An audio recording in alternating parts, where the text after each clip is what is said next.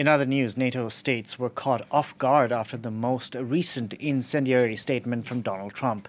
In comments made in South Carolina over the weekend, the former president, who's seeking re-election, suggested he'd let Russia, quote, do what it wants to NATO members who don't pay their bills.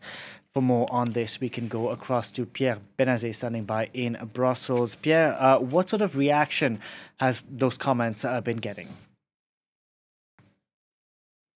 Well, it's a huge worry for the Europeans, obviously.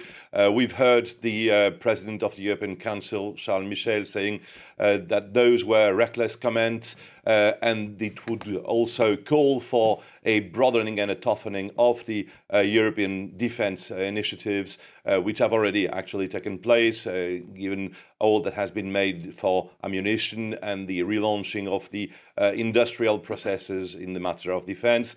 This also was greeted as a NATO à la carte, which is not possible, by Josep Borrell, head of the European diplomacy, saying that he will not be commenting on any silly declaration during this US campaign. And obviously the NATO Secretary General Jens Stoltenberg was saying that this was undermining the collective security and defense and putting European NATO soldiers and American soldiers at also put them under threat from Russia, obviously, but the allies were ready.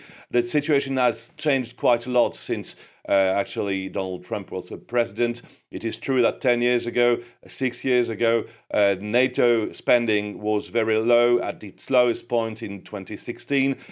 He reached an agreement with NATO allies in 2018 at a summit in Brussels. They would get to the objective of a 2% of their GDP in defense spending. The situation has changed drastically ever since Russia invaded Ukraine, and now the United States are not even on the highest step of the podium. Poland is now spending 3.9% of its GDP on defense. So it's not the same as when he was a president. So he's getting back on stuff that worked out 6 years ago, but does not anymore.